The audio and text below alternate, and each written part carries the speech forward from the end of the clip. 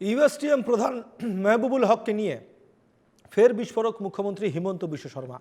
মেহবুবুল হকের কিছু একটা হয়েছে, যেখানে সেখানে যখন তখন ঢুকে পড়েছেন তিনি, নাক গলাচ্ছেন কটাক্ষ মুখ্যমন্ত্রী। এখানেই শেষ নয়, মেঘালয়ের সংরক্ষিত বনাঞ্চল দখল করে অবৈধভাবে গড়ে তোলা হয়েছে ইউএসটিএম ভবন, এমনটাই দাবি মুখ্যমন্ত্রীর। ইউএসটিএমৰ চেঞ্চেলৰজনৰ কিবা এটা হৈছে, য'তে ত'তে সোমাই থাকিব খোজে। যোৱাবাৰটো অকণমান ঠিক আছে, বহুত দিন জেলত থকাৰ কাৰণে এৰা পৰিলে। এতিয়াতো তাত বহুত ডাঙৰ খবৰ ওলাইছে, সুপ্ৰিম কোৰ্টৰ কমিটিয়ে পাইছে যে সেই গোটেই জেগাটো ফৰেষ্ট হয়, তেওঁ য'ত বিল্ডিং বনাই লৈছে।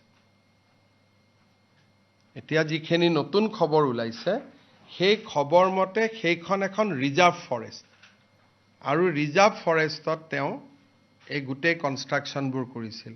গতিকে 2 বছৰ পিছত যে ইউএসটিএম থাকিব তাৰ গ্যাৰেণ্টি কোনেও ল'ব নোৱাৰে।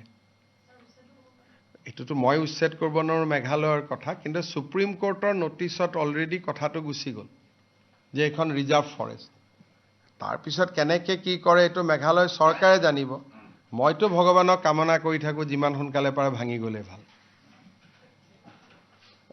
কাৰণ এইখনতো শিক্ষানুষ্ঠান নহয়, ইট ইজ জাষ্ট এটা শিক্ষাক ব্যৱসায়ীকৰণ কৰাৰ এটা অনুষ্ঠান।